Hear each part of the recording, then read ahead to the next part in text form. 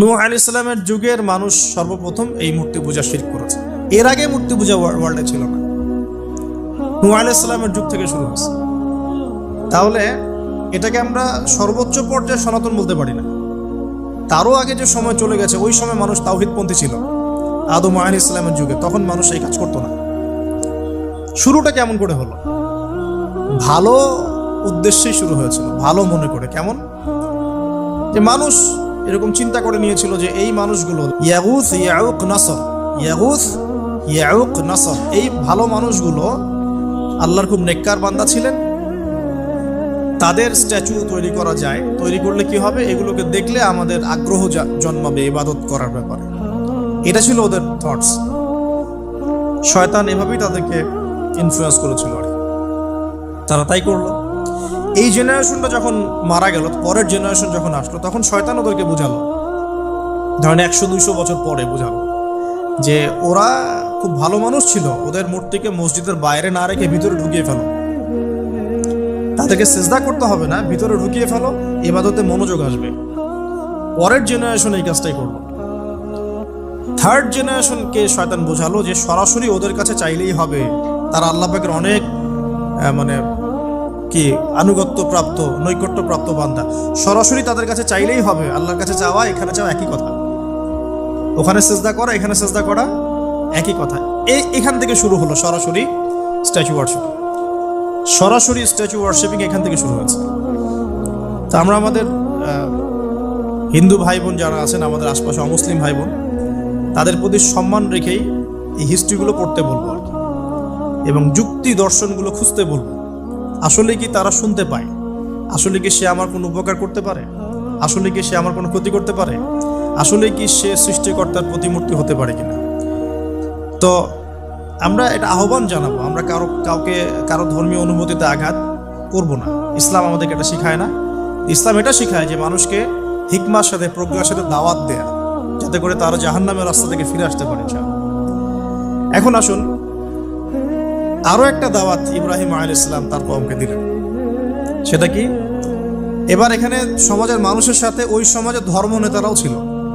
সমাজে কিন্তু কয়েক শ্রেণী মানুষ থাকে, মানে সামাজিক নেতা, ধর্মনেতা, রাষ্ট্রনেতা। তো রাষ্ট্রনেতা পর্যায়ে এখনো ইব্রাহিম আলাইহিস সালাম যান নাই, এখন সমাজ নেতা আর ধর্মনেতা চলছে। এবার ধর্মনেতা আসলো, এসে ধর্মনেতারা তাকে বোঝানোর চেষ্টা করলো যে এই আসমানের তারা, চাঁদ, সূর্য, প্রকৃতি, গাছপালা, এগুলো ইলাহ, এগুলোর ইবাদত করা যায়। এই ঘটনা আল্লাহ রাব্বুল আলামিন সূরা আনআমের মধ্যে বলেছেন। তো ইব্রাহিম আলাইহিস সালামকে তারা দেখাচ্ছে, এটা আরবীয় একটা কাব্যিক ভাষায় কোরআনে এসেছে, চমৎকার ভাষায়, যে ফালাম্মা জান্না আলাইহিল লাইল, যখন তার উপর রাত আচ্ছাদিত হলো, রাআ কাওকাবা, তখন ইব্রাহিম আলাইহিস সালাম কি দেখলেন? আকাশে তারা দেখলেন। ঠিক আছে, তারা দেখলেন। মূর্তি পূজার এখানেই আছে, ধর্মনেতারাও এখানেই আছে। তো তিনি বলছেন হাযা রব্বি, এটা আমার রব। ফালাম্মা ফালা, যখন তারকাগুলো অস্তমিত হলো, ক্বালা লা উহিব্বুল আফিলিন, আমি তো অস্তমিত যাওয়া জিনিসকে পছন্দ করি না। রব তো অস্তমিত যাবে না, এখানেও যুক্তি লাগবে, তো আমার ফিলোসফি লাগবে, আমার এখানে দর্শন লাগবে, এখানে তো আমাকে প্রজ্ঞা দিয়ে বোঝাতে হবে। এটা তো অস্তমিত হয়ে গেল, এটা তো রব হতে পারে না। ফালাম্মা রাআল কামারা বাযিগান, যখন সে চাঁদকে দেখলো জ্বলজ্বল করছে। আর এখনকার চাঁদ দেখা আগের চাঁদ দেখা তো এক না। এখন তো আমরা চাঁদের আলোই খুঁজে পাই না, তখনকার চাঁদ তো অন্যরকম। বাযিগান মানে জ্বলজ্বল করছে। তখন তিনি বললেন হাযা রব্বি, এটা আমার রব। তখন ফালাম্মা ফালা, যখন এটাও অস্তমিত হয়ে গেল, তিনি বলছেন লাইল্লাম ইয়াহদিয়ানি রব্বি লাকুনান্না মিনাল কওমিদ দাল্লিন, আল্লাহ যদি আমাকে হেদায়েত না দেন, তাহলে আমি এই দল্লিনদের অন্তর্ভুক্ত হয়ে যাব। ইব্রাহিম আলাইহিস সালাম বলছেন ফালাম্মা রাআ শামসা বাযিগাতান, যখন এবার সূর্যকে দেখলেন দিনের বেলা, এটা তো আরো বড়। হাযা রব্বি হাযা আকবার, এটা আমার রব, এটা সবচেয়ে বড়। হাযা আকবার, এটা সবচেয়ে বড়। ফালাম্মা আফালাত, এটা যখন অস্তমিত হয়ে গেল, তখন তিনি বলছেন এই কথাটা যে ইয়া কওমি ইন্নী বারিউম মিম্মা তুশরিকুন, হে আমার কওম, তোমরা যেগুলোকে দিয়ে আল্লাহর সাথে শরিক করছো, এখান থেকে আমি আমার চেহারাকে ফিরিয়ে নিলাম। সুবহানাল্লাহ। তখন তিনি এই কথাটা বলেন ইন্নী ওয়াজ্জাহতু ওয়াজহিয়া লিল্লাযী ফাতারাস সামাওয়াতি ওয়াল আরদা হানিফা ওয়া মা আনা মিনাল মুশরিকিন, আমি আমার চেহারাকে ফিরিয়ে নিচ্ছি এই আসমান সমূহ এবং জমিনের সৃষ্টিকর্তার দিকে, এবং আমি মুশরিকদের অন্তর্ভুক্ত নই। ইন্না সলাতি ওয়া নুসুকি ওয়া মাহইয়ায়া ওয়া মামাতি লিল্লাহি রাব্বিল আলামিন। আমার সালাত, আমার কুরবানি, আমার স্যাক্রিফাইস, আমার জীবন, আমার ফুল লাইফ, আমার মৃত্যু সবকিছু কার জন্য? জগৎসমূহের প্রতিপালক আল্লাহর জন্য। লা শারীকা লাহু, তার কোনো শরীক নাই। ওয়া বিযালিকা উমিরতু, এই একনিষ্ঠভাবে তার ইবাদত করার জন্যই আমি আদিষ্ট হয়েছি। ওয়া বিযালিকা উমিরতু ওয়া আনা মিনাল মুসলিমিন, এবং আমি মুসলিমদের অন্তর্ভুক্ত। এই শুরু হলো এবার পুরো স্পষ্টভাবে তাওহীদের ঘোষণা দেয়া। তবে ইব্রাহিম আলাইহিস সালামের এক একটা পদক্ষেপ কি যৌক্তিক না, বৈজ্ঞানিক না, এবং অকাট্য প্রমাণ আছে না, এগুলোকে কিন্তু ভেদ করতে পারছে না তারা। এবার ইব্রাহিম আলাইহিস সালাম চিন্তা করলেন তারা এবার উচিত শিক্ষা দিতে হবে। তবে আগে বলেন এই যে উচিত শিক্ষাটার কথা বলছে, এটা আবার আপনারা খবরদার ভুলেও কোথাও দিতে যায় না, ঠিক আছে? এটা তো সময় আছে। ইব্রাহিম আলাইহিস সালামের সাথে নবী সাল্লাল্লাহু আলাইহি ওয়াসাল্লামের জীবনের মিলের কথা বলছিলাম। নবী সাল্লাল্লাহু আলাইহি ওয়াসাল্লাম মক্কা বিজয়ের আগে কি কখনো মূর্তির গায়ে হাত দিয়েছেন কিনা বলেন? দিয়েছেন? যখন মক্কা বিজয় হয়ে গেছে, পুরো স্টেটই আপনার, অথরিটি আপনার, তখন আপনি আপনার অ্যাকশন নিতেই পারেন, সেটা আপনার ব্যাপার। তখন আপনি কি করবেন? মুহাম্মদ সাল্লাল্লাহু আলাইহি ওয়াসাল্লাম কাবা ঘরে ঢুকে তখন মূর্তি ভেঙেছেন এবং বলেছেন ওয়াকুল জাআল হক ওয়া যাকাল বাতিল ইন্নাল বাতিলা কানা যাহুকা, তাই না? তো ইব্রাহিম আলাইহিস সালাম এবার শিক্ষা দেওয়ার চিন্তা করছেন। তিনি বলছেন যে যখন এরা মেলাতে যাবে, ওই উৎসবে যাবে, তখন আমি এদেরকে দেখে নিব। এটা কুরআন চমৎকারভাবে বলেছে যে إذ قال لأبيه وقومه ماذا تعبدون إفكا آلهة دون الله تريدون فما ظنكم برب العالمين فراغ إلى آلهتهم فقال ألا تأكلون। ইব্রাহিম আলাইহিস সালাম এবার যখন ওরা মেলায় চলে গেছে, যাওয়ার আগে আবার ইব্রাহিম আলাইহিস সালাম বলছিলেন যে ইন্নী সাকিম, আমি হচ্ছি অসুস্থ। আমি কি অসুস্থ? নজর নজরতান ফিন নুজুম, ইব্রাহিম আলাইহিস সালাম রাতের বেলা আকাশের দিকে তাকালেন একবার, তাকিয়ে ওদেরকে বললেন যে ইন্নী সাকিম, আমি অসুস্থ। এটা কৌশল, আমি অসুস্থ, এটা কৌশল। এই কৌশল আবার সব জায়গায় খাটাতে যায় না। তো এবার যখন তারা চলে গেল, ফারাগা ইলা আলিহাতিহিম ফাকালা আলা তাকুলুন, এবার তিনি ওই মূর্তি গৃহ যেটা ওদের, ওখানে ঢুকে বলছেন যে আলা তাকুলুন, তোমাদের কি হলো, খাচ্ছ না কেন? কাদেরকে বলছে এই কথা? মূর্তি, খাচ্ছ না কেন? আলা তাকুলুন ফারাগা ইলা আলিহাতিহিম ফাকালা আলা তাকুলুন মা লাকুম লা তানতিকুন, কি হলো, কথা বলছো না কেন? মা লাকুম লা তানতিকুন, কি হলো, কথা বলছো না কেন? এবার ফারাগ আলাইহিম দরবাম বিল ইয়ামিন, এবার ইয়ামিন মানে ডান হাত, ডানাতে যা পেয়েছিলেন আর কি, তা দিয়ে সবগুলোকে ভেঙে চুরমার করে দিয়েছে।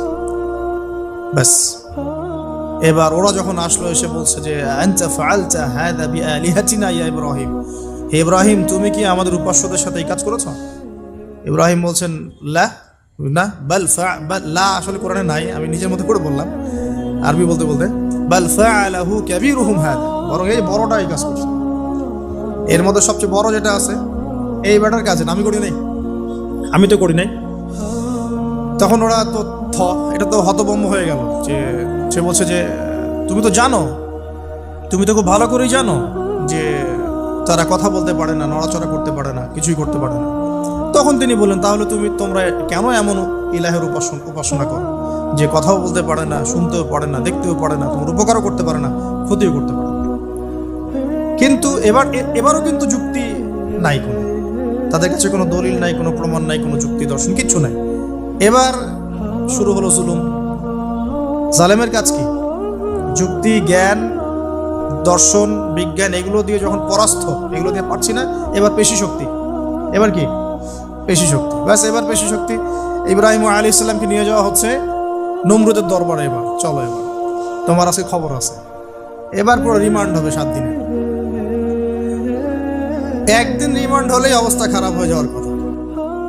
ইব্রাহিম আলাইহিস সালামকে এবার নিয়ে যাচ্ছে ধরেন নমরুদের কাছে, কি যে হবে আল্লাহ ভালো জানেন। ইব্রাহিম আলাইহিস সালাম যখন যাচ্ছেন তখন কি তিনি জানতেন যে আল্লাহ পাক তাকে আগুন থেকে বাঁচাবেন? এই ঘটনা যে ঘটবে তিনি কি জানতেন? আচ্ছা, আমরা না হয় জানি যে এমনটা হয়েছিল, ইব্রাহিম আলাইহিস সালাম ওই সময় তো আর জানতেন না যে কি হতে যাচ্ছে। তার মানে তার ওই সময় তার ইমানের তেজ, তার স্থিরতা, ইস্তেকামা এবং তাওয়াক্কুল কত বেশি ছিল। তাকে নিয়ে যাওয়া হচ্ছে। এবারে নমরুদের সামনে দাঁড় করিয়ে নমরুদ এবার একটু মজা নিয়ে জিজ্ঞাসা করলো যে কে তোমার রব? ওই কবরের প্রশ্ন করার মতো, মান রব্বুক, তোমার রব কে? তো ইব্রাহিম আলাইহিস সালাম বলছে রব্বি আল্লাযী ইউহয়ী ওয়া ইউমীত, আমার রব তিনি যিনি জীবন দেন মৃত্যুও দেন। এবার নমরুদ বলছে ক্বালা আনা উহয়ী ওয়া উমীত, আমি তো জীবন দিই আর মৃত্যু দেই। কিভাবে? একজন এই যাবজ্জীবন প্রাপ্ত আসামিকে ডেকে নিয়ে ছেড়ে দিল, দিয়ে বললো যে জীবন দিলাম, আর একজন আসামিকে ডেকে তৎক্ষণাৎ মৃত্যুদণ্ড দিয়ে মৃত্যু দিলাম। তো ইব্রাহিম দেখলেন আলাইহিস সালাম এ তো মোটা বুদ্ধির মানুষ, কারণ যে যত বড় জালেম হয় তার বুদ্ধি তত মোটা হয়, কিন্তু এটা মাথা রাখবে। ফেরাউনের মতো জুলুম মানুষের বুদ্ধি লোপ করে দেয়, আর শিরক মানুষের মধ্যে ভয় সঞ্চার করে। যখন আপনি শিরক করতে থাকবেন মনে খুব ভয় কাজ করবে। এবং মুশরিক বাহিনী কখনো ইসলামের বিজয় লাভ করতে পারে নাই। যে মুসলিম সেনাবাহিনীর মধ্যেও শিরক ছিল না, ওরা যুদ্ধের মাঠে পরাজিত হয়ে গেছে। ইতিহাস ঘাটবেন, মুসলিম যে সেনাবাহিনীর মধ্যে শিরক ছিল ওই সেনাবাহিনী পরাজিত হয়ে গেছে। আবার অল্প গুটি কয়েক সেনাবাহিনী তারা তাওহীদপন্থী ছিল, তারা জয়লাভ করেছে। ইতিহাস ঘেটে দেখবেন। তো জুলুম কি করে? বুদ্ধি লোপ পায়। নমরুদের বুদ্ধি লোপ পেয়ে গেল। ইব্রাহিম আলাইহিস সালাম বলছেন রব্বি আল্লাযী ইউহয়ী ওয়া ইউমীত, এ তো এটা বুঝলো না। তাহলে ইন্নাল্লাহ তাআলা ইন্নাল্লাহ ইয়াতি বিশ-শামসি মিনাল মাশরিক ফাতি বিহা মিনাল মাগরিব। ইব্রাহিম আলাইহিস সালাম বলছেন যে আল্লাহ রাব্বুল আলামিন, আমার আল্লাহ, তিনি পূর্ব দিক থেকে সূর্য ওঠান। তো তুমি যদি ইলাহ হয়ে থাকো তাহলে পশ্চিম দিক থেকে উঠাও। এটা আরো বড় অকাট্য দলিল হলো। তার অবস্থাটা আল্লাহ ব্যাখ্যা করছেন এভাবে, আল্লাহ বলছেন ফাবুহিতাল্লাযী কাফার, কাফের একদম হতভম্ব হয়ে গেলেন। হতভম্ব হয়ে তো লাভ নাই, বেশি শক্তি আছে আমার। তোমার যুক্তি বিজ্ঞান দর্শন থিওরি তো আমার দরকার নাই, তোমার দিনের জ্ঞানের এলিমেন্ট তোমার দরকার নাই, তোমার ওয়াজ নসিহতের আমার দরকার নাই। আমার কাছে কি আছে? বেশি শক্তি আছে, পিঠায় সব সিধা করে ফেলা হয়। বাস ইব্রাহিম আলাইহিস সালামের জন্য বলছে ফাআল হাররিকুহু ওয়ানসুরু আলিহাতাকুম, একে জ্বালায় দাও, পুরায় দাও, একে জ্বালায় পুরায় দাও, তোমাদের ইলাহদেরকে সাহায্য করো। আল্লাহ পাক অন্য জায়গায় বলছেন যে ফাআরাদু বিহি কাইদান ফাজআলনাহুমুল আসফালিন, তারা ইব্রাহিম আলাইহিস সালামকে নিয়ে একটা বিশেষ বড় একটা কৌশল করল। এই কৌশলটা কি ছিল? তাকে অগ্নিকুণ্ডের মধ্যে ফেলে দেওয়ার একটা চেষ্টা করলো, আগুন জ্বালিয়ে রাখলো। বলা হয় 40 দিন, এগুলো হিস্ট্রি বা তাফসীরগুলোতে আসছে, আমি just Quran text to the point বলছি। তো আগুন দাউ দাউ করে জ্বলতে লাগলো, ওই ব্যাবিলন ওখানকার সব মানুষ দেখছে বিষয়টা। ইব্রাহিম আলাইহিস সালামকে ফেলে দেওয়া হবে। দেখেন, যখন ফেলে দেওয়া হবে তখন কি ইব্রাহিম জানতেন যে তিনি আগুনে পুড়বেন না? তিনি তাহলে প্রস্তুত ছিলেন, তিনি তখন জীবন দেওয়ার জন্য প্রস্তুত ছিলেন। ঠিক আছে, এখন তাকে ফেলে দেওয়া হচ্ছে, ঠিক ওই সময়ে জিবরাইল আলাইহিস সালামের আগমন। তিনি এসে বলছিলেন যে আমার কাছে কোনো হাজত আছে নাকি আপনার? তখনও ইব্রাহিম আলাইহিস সালাম বলেছেন আপনার কাছে আমার কোনো হাজত নাই। হাসবি আল্লাহ ওয়া নি'মাল ওয়াকিল, এই যে কথাটা আমরা বলি হাসবুনাল্লাহ ওয়া নি'মাল ওয়াকিল, হাসবি আল্লাহ ওয়া নি'মাল ওয়াকিল, ইব্রাহিম আলাইহিস সালাম বললেন আল্লাহই আমার জন্য যথেষ্ট এবং তিনিই আমার উত্তম কর্মবিধায়ক। এরকম মোমেন্টে বান্দা যখন আল্লাহকে এভাবে চাবে, আল্লাহ রাব্বুল আলামিন না এসে পারবেন? তখনই পারবেন ইনশাআল্লাহ। তখন আল্লাহ রাব্বুল আলামিনের আদেশ চলে আসলো, ইয়া নার, হে আগুন, কুনি বারদান ওয়া সালামান আলা ইব্রাহিম, ইব্রাহিমের জন্য ঠান্ডা হয়ে যাও, শীতল ঠান্ডা হয়, মানে খুব শীতল না, আরামদায়ক শীতল ঠান্ডা হয়ে যাও। সুবহানাল্লাহ। এভাবে আল্লাহ রাব্বুল আলামিন ইব্রাহিম আলাইহিস সালামকে অগ্নি পরীক্ষা থেকে বাঁচালেন। ওখানে ইব্রাহিম আলাইহিস সালাম থাকলেন, কোনো ক্ষতি হলো না। তিনি পরবর্তী সময় বলেছিলেন ওই সময়টুকুর মধ্যেই তিনি শান্তিতে ছিলেন। যে বললাম না, অনেকে যে নির্যাতন নিপীড়নের শিকার হয় তারপরে বলে যে ওই সময়টুকুই ভালো ছিল, আল্লাহকে পেয়েছিলাম, তেলাওয়াত বেশি ছিল, তাহাজ্জুদ বেশি ছিল, পরে ফিতনার যুগে চলে আসছি। তো এই হলো অগ্নি পরীক্ষা। এরপরে কমকে দাওয়াত দেওয়ার হলো না, সেখান থেকে চলে যেতে হলো। ওই যে অগ্নি পরীক্ষা ইব্রাহিম আলাইহিস সালামকে এখানে দিতে হয়েছে, ওইরকম পরীক্ষা আমাদের নবী সাল্লাল্লাহু আলাইহি ওয়াসাল্লামকে দিতে হয়েছে তায়েফের মাঠে, দিতে হয়েছে বদরের মাঠে, উহুদের মাঠে। এখানে আল্লাহ পাক ফেরেশতা নামিয়ে দিয়েছেন সাহায্যের জন্য, বদরের মাঠে দেখেন, উহুদের মাঠে আল্লাহ পাক ফেরেশতা নামিয়েছেন সাহায্যের জন্য। একদম হুবাহু মিল পাবেন আপনি জিনিসগুলো, খালি বাসিরা থাকলেই হবে, ধরতে পারলেই হবে জিনিসগুলো।